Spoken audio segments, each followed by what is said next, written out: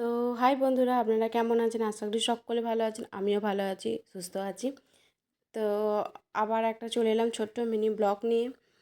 তো আমি এখন বিছানাটা দেখছেন নোংরা হয়ে আছে, বিছানাটা গুছাবো। এক তুড়ি মারবার বিছানাটা গুছিয়ে পরিষ্কার হয়ে যাবে, কিন্তু তা নয়। তো একটু পরিশ্রম আছে, তো পরিশ্রমটা করে তারপর বিছানাটা গুছাতে হবে। তো তার জন্য আমি বলছি আপনাদের কাছে যে আমি পরিষ্কারটা করবো, আপনি দেখতে থাকুন। সকাল সকাল মেয়েদের কাজই হচ্ছে বিছানা গোছানো। তো আমি বিছানা গোছাতে এবার লেগে পড়বো। বালিশগুলোকে আগে তুলে নেবো, কিন্তু আমি বুঝতে পারিনি যে ওখানে ফোনটা ছিল আমার। আমি এমন টেনেছি, ফোনটাও ঝপ করে পড়ে গেছে মাটিতে। তো কোনো ব্যাপার না, কিছু তো একটা করতেই হবে, এমনিতে আর হবে না। তো এই বেডশিটটা এইটা আমি পেতে রেখে দিই, কারণ আমার মেয়ে ছোট, তাই জন্য আমি এটা পেতে রেখে দিতে হয়। যাদের ছোট মেয়ে আছে তারা বুঝতে পারবেন এই অসুবিধাটা। তো তার জন্য আমি এটা পেতে রেখে দিচ্ছি। তো চাদরটাকে ভালো করে ঝেড়ে এবার আমি পেতে দেবো। চাদরটা নোংরাও হয়েছে, চাদরটা একদিন পর কাচবো, কিন্তু এখন থাক, এখন যা হয়েছে তাই পেতে দিই, পরে কাচতে হবে।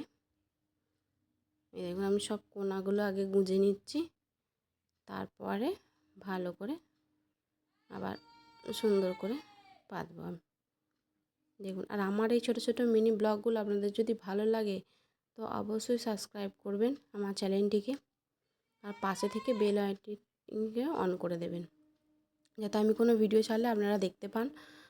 আর আমার কেমন ভিডিও দেখতে চান আমি অবশ্যই বলবো। ঘর গুছানোর ভিডিও আমি আস্তে আস্তে দিতে থাকবো। আমি ঘর গুছানোর ভিডিওগুলো আমি অল্প অল্প করে ছাড়বো, বিছানা গুছানো এটা সেটা। তো যদি ভালো লাগে তো অবশ্যই আমার চ্যানেলটিকে সাবস্ক্রাইব করবেন এবং আমাকে মেসেজের দ্বারা জানাবেন যে এই ভিডিওটা আপনাদের কেমন লাগলো। এই ঘর গোছানোটা আমি বাদবাকি, এটা তো বিছানা গোছালাম, ঘর গোছানোর ভিডিও আমি দেবো। তো আস্তে আস্তে দেবো ভিডিওগুলো, কারণ ছোটো মেয়ে আছে তো হয়ে ওঠে না ভিডিও করা। তার মধ্যে সকাল সকালে আবার রান্নার আছে, তো তার জন্য আর হয়ে ওঠেই না। তো রান্না করাটা হয়ে ওঠে না, রান্না করা হয়ে ওঠে না নয়, রান্না করাটা হয়, এমনি সমস্ত কাজ সেরে তারপর তো করতে হয়, তো তার জন্য আর হয়ে উঠছে না। তো দেখা যাক পারি নাকি, তো চেষ্টা করব। তোমরা যদি কমেন্ট করো যে দিদি ভাই চাই ভিডিও, তো আমি অবশ্যই চেষ্টা করব।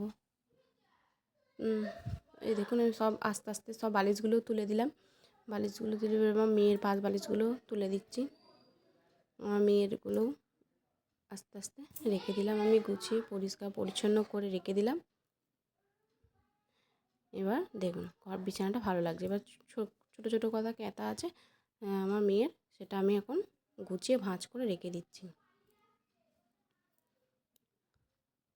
দেখুন সব গোছানো হয়ে গেছে। এই দেখুন, এই ফোনটা পড়ে গেছিলো, আমি তো বুঝতে পারিনি, তো পড়ে গেছে।